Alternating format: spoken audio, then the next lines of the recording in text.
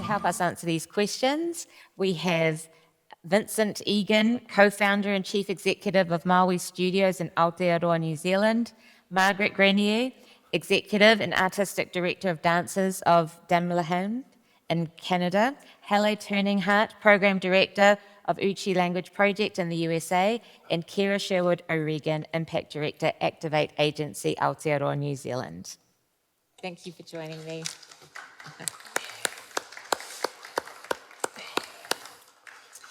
Now, our panelists come from a range of different fields.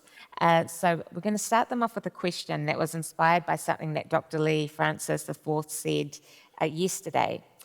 So if each of you could please answer, can we imagine a reality where colonisation didn't happen, and what would that world look like for you? Simgiget, Sigamhana, das one sim Simgiget, ni itun, gilda dawit, sim wilks flout. Luam gori hundi hoxi spagaitism.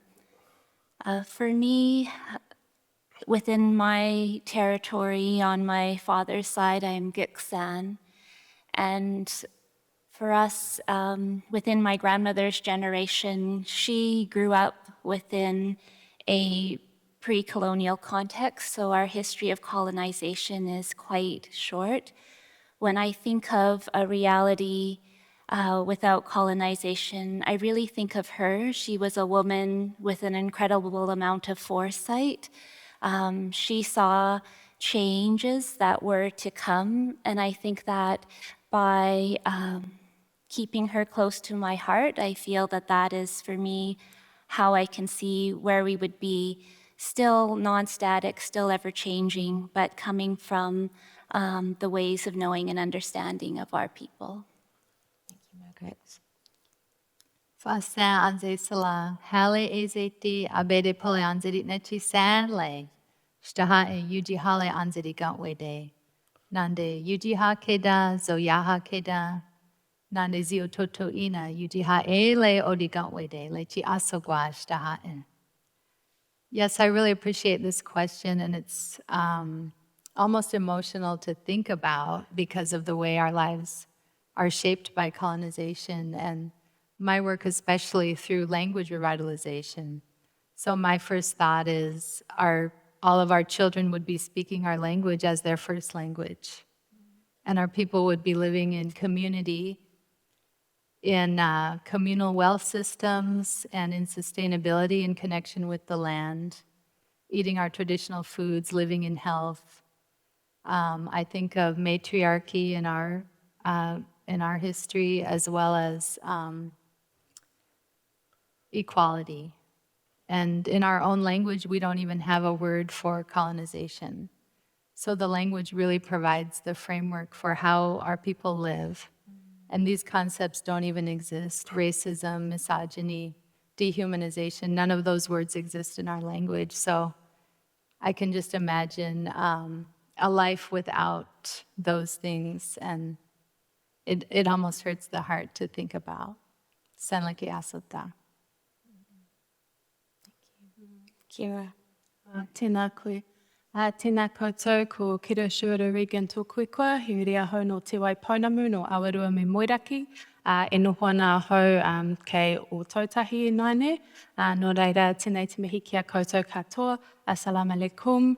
Hello everyone, it's a real privilege and pleasure to be on this panel, and thank you Tupe for that pātai. I think I would really echo the sentiments that Halay has mentioned, and Margaret as well, around, for me, I think I want to imagine a world where colonization didn't happen. And when I think about that in the positive sense, I think about joy, I think about connection, I think about an innate understanding of who you are and where you come from and what your place is in the world, and so many different opportunities for how to show up and how to engage in a world that accepts you. And so I really echo that sentiment that, you know, for me, you know, language revitalization has not been my journey. It has been of some members of my whānau, and it has been something that has been persistently in my mind. even though that's not my field of expertise. And for me, I think about, a society without colonization for me would be one where we didn't have to undo so many layers of trauma around our identity, around our language. Excuse me, getting a bit emotional here, but where I could have grown up and not had to struggle and constantly feel, not good enough in this Pākehā, in this Western world, and also feeling not Māori enough at the same time, and having to learn the languages of other cultures before even getting to know mine. And so I think that a future where we can work towards that decolonisation is something really worth fighting for, because I don't want our tamariki, our children and our grandchildren to have to constantly question who they are in the world and spend, for me, 30 years just trying to unpack that to even begin the work, to even begin your life's purpose, having to undo all of this harm, but instead that they can show up in the world and know who they are, know where they come from, know their reo, their language, and just start with possibility, I think.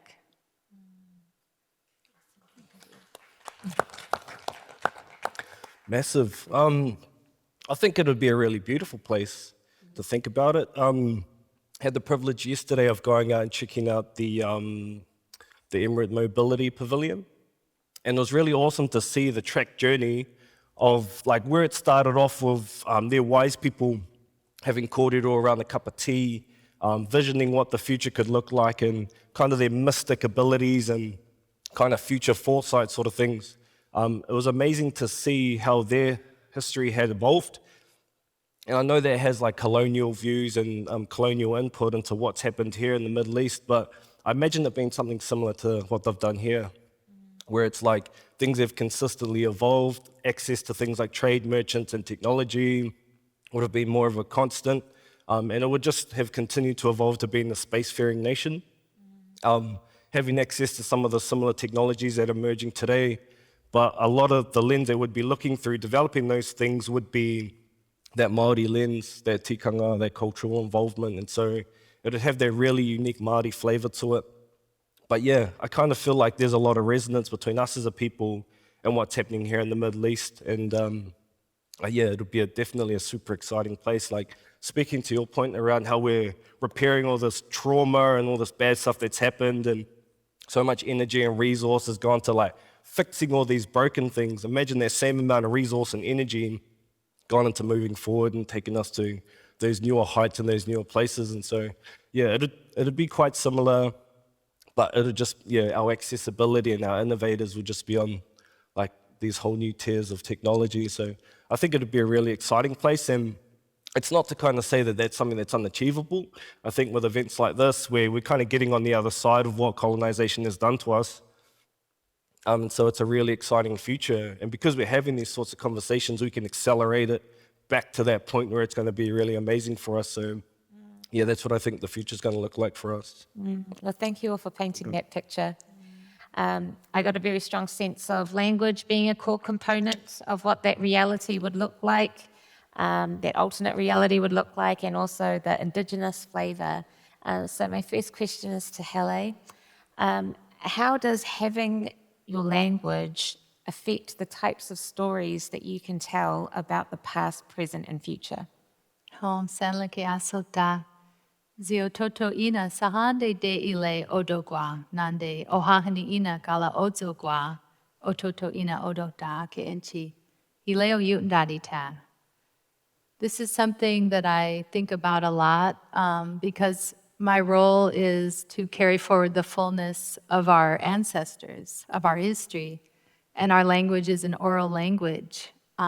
We have almost nothing written in our language. And so I'm carrying forward the fullness of our elders, but also looking ahead to our children, our grandchildren, and future generations, and how to bring back our language in a living community. And so for me, that looks like drawing upon our values, which are embedded in the language, a life of reciprocity, of gratitude, just generosity. I think with our, in our language, we would never take from our children to feed ourselves. And I feel like that's exactly what we're doing in our current situation. We're not living sustainably.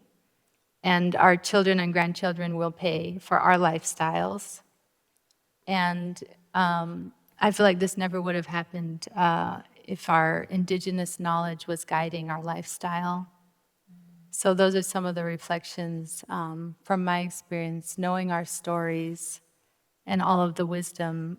It connects us to the land, and I believe our languages grow out of the land and that local knowledge. So it's very beautiful. Thank you. Kira, you had a follow-up question? Yeah, Halay, I'm wondering as well, I think it's really beautiful hearing that, and that integration around values is so huge. And I wonder, how do you integrate scientific concepts within your reo, within your language practice? Oh, Sanley. We do, I feel like a lot of our science is observing nature. We have 13 moons in a year, and each moon is named for a harvest or an event in nature. And we pass that on to our children and our students.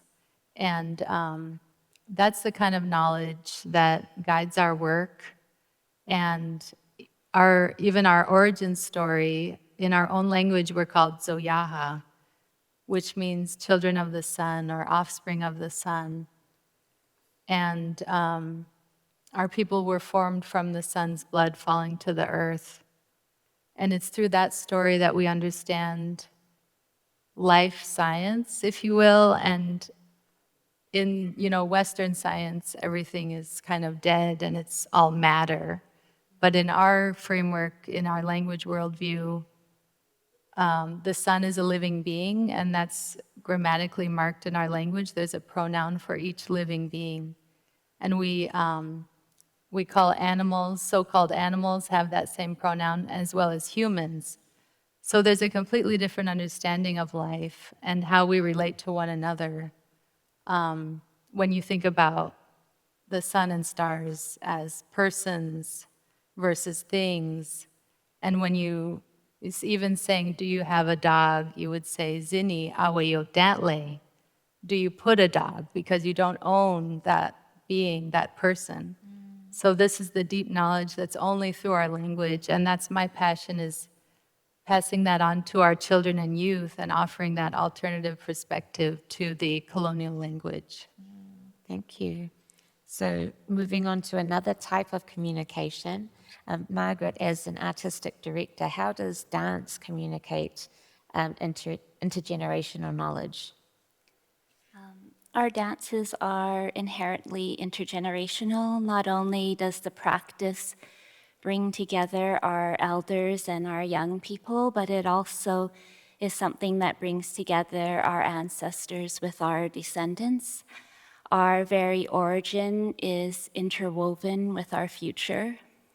In my family's lineage, we dance what we call our adauk, which means from the ice. That is how old the stories are. And in our origin story, it's not a creation story, it's the origin of the people of Damelahamid. And when my grandmother, who was born in the 1800s, would tell this story, when our first 3 children were placed on earth in Damelahamid, they traveled in a self-propelled metal canoe through much heat and much fire. And that understanding was there well before we understood, as humanity, compressive heating and friction and the heat that's caused in re-entry into the atmosphere. So I truly believe that when we work with intergenerational knowledge, it's not just connecting our past to what is coming. It is already something that is interwoven, and that is why we say when we put a blanket on our children, we are placing a blanket on our elders because we are one and the same. It's beautiful. And how do you feel that dance helps to shape future narratives? Dance is a language. It is, and just like any language, we don't need to use English to tell our contemporary stories or the stories of what is to come. As a dance artist, I don't need Western ballet training in order to articulate stories that are relevant to now and that'll lay a foundation for what is to follow.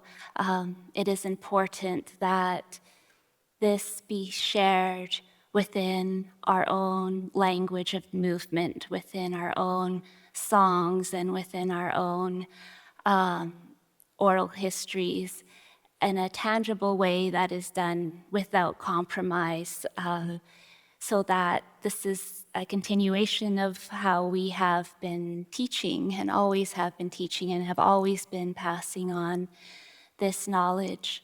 The very essence of Indigenous futurism challenges the longevity of colonization, because the more we are here as we are without compromise, the more we are able to offer that future to those who will follow.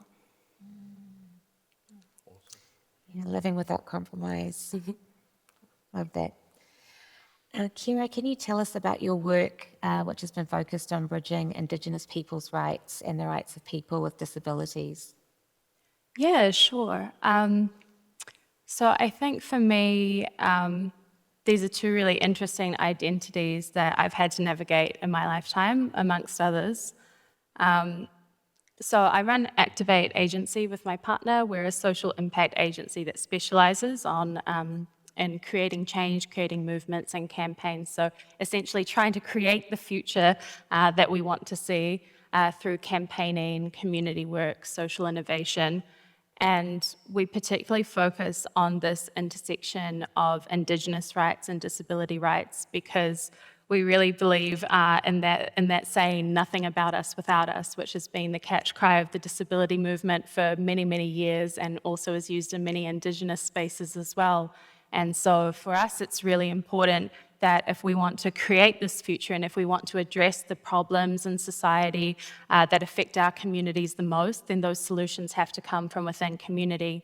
And I think that for both Indigenous and disabled communities, or people of determination, as they call us here, both of those communities have really, really rich movements of our own. So, if we look to Aotearoa around the world, we can see that the society we have today is in so many ways informed and created by the struggles of our elders and those who have gone before us, fighting for our rights, fighting for our land, whether that's treaty settlements, whether that's language revitalization, whether that's fighting for accessibility and ensuring that people with disabilities are included appropriately. And so I think that it's really important that we recognize that our own communities already have solutions.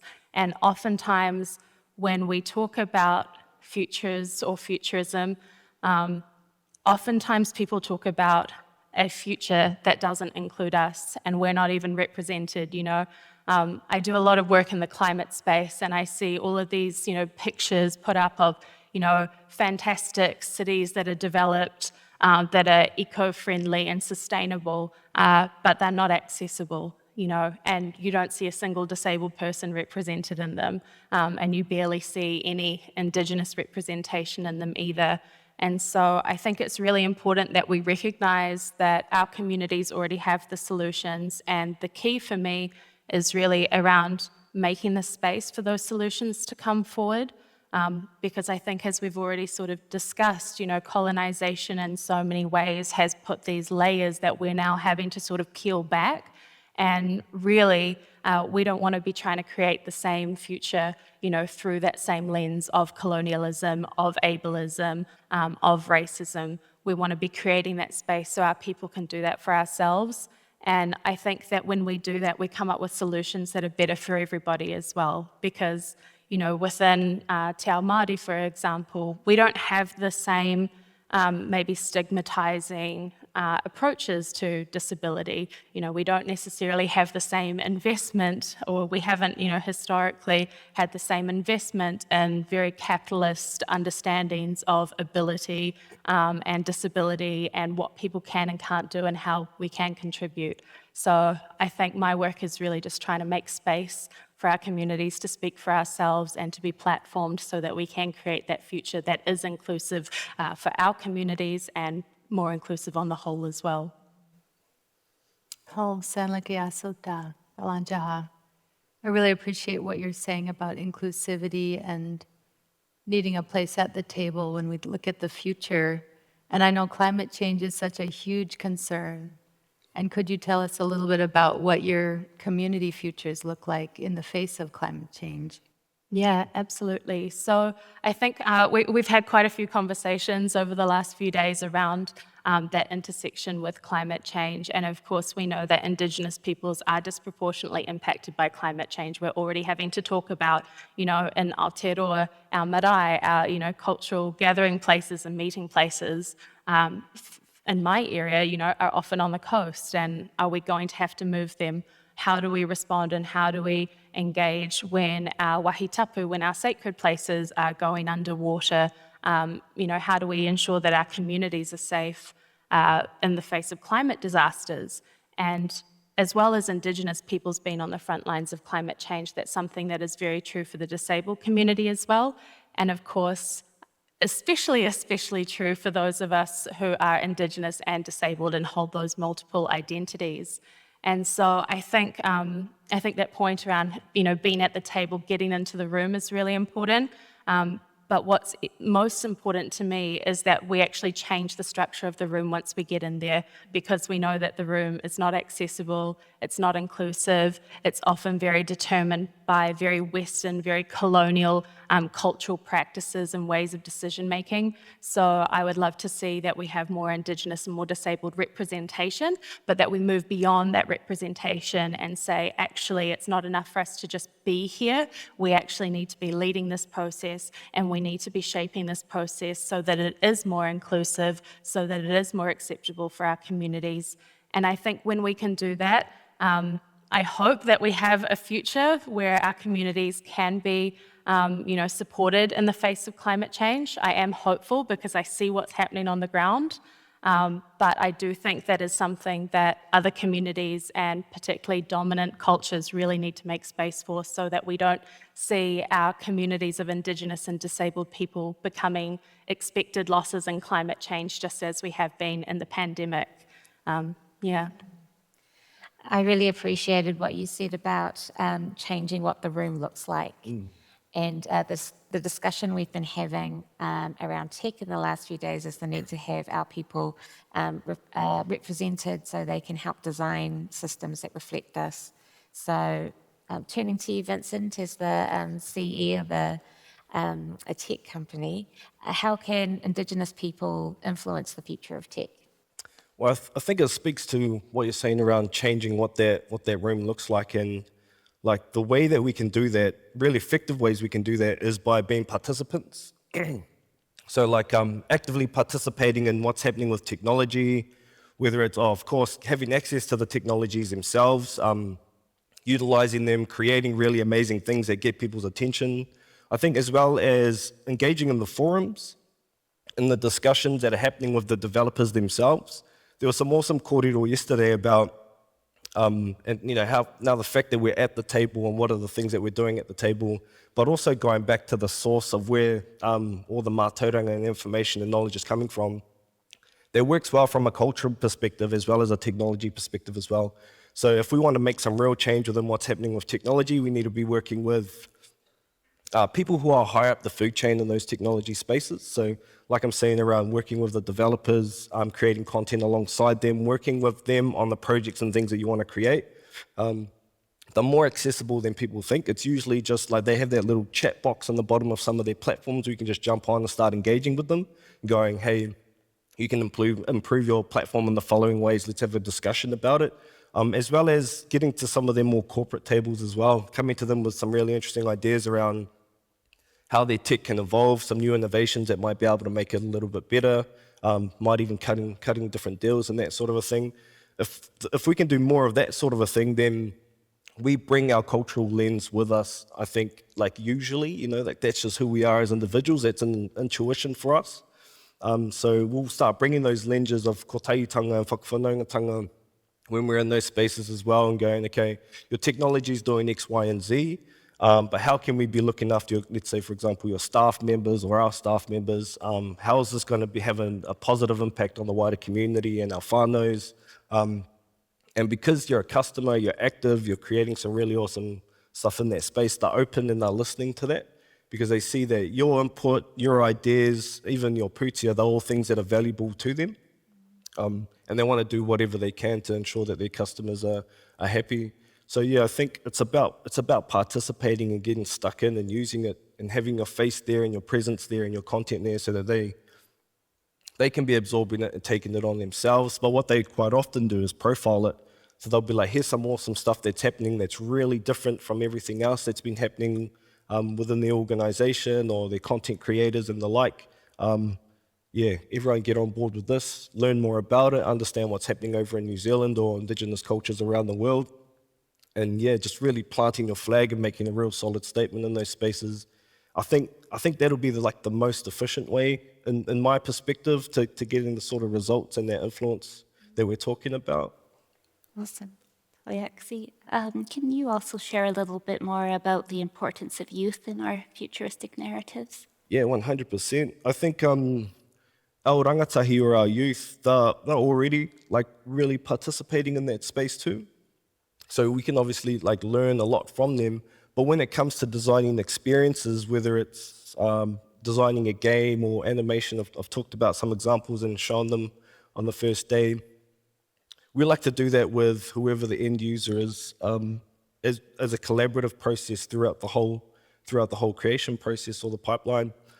So they are the center of a lot of the projects that we create, and it's good to have them at the center and having that continual dialogue throughout the development of something, because yeah, that feedback is really important. It doesn't make sense to create something, get a rough idea at the start of a project, work on it to completion, you're spending so much time in that in between, then going to the end and going, how do you guys like this thing that we kind of only talked to you about 6 months ago? Instead, having multiple touch points with these people and involving them in that whole entire process. I think that's useful for youth because of the proximity to that process.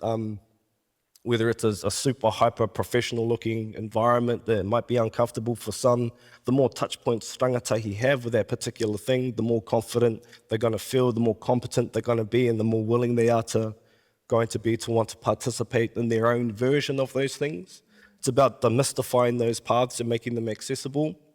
And so I think the more we do that sort of a thing, the better our youth will be when it comes to having their own versions and then having access to those types of tools. You know, as they are haututu or kind of mischievous, they're going to go away and break it ideally and teach us more about whatever's happening with that particular thing. And just continue to push the envelope and kind of what that technology or that thing can do. And obviously, because they're putting their lens to it, and ideally it's with their cultural lens as well, you know, again, it adds to that foundation of what their thinking is and where they can take that technology. And so, yes, we can be up there as a bit older than them being the influencers on the technology, but ideally it's them that are influencing the technology and making it this autonomous thing beyond just what we as individuals are doing to contribute to that. Very cool. I think just in terms of getting stuck in and participating, final question for all of you. If the audience wants to find out more about futurist thinking from an Indigenous perspective in your area, who would you recommend they follow on Twitter, or do you have a book, podcast, or film recommendation? I would recommend Indigenous Theatre at the National Arts Centre. I think it's a very new but wonderful platform where many of our artist voices can now be heard. Thank you, Margaret.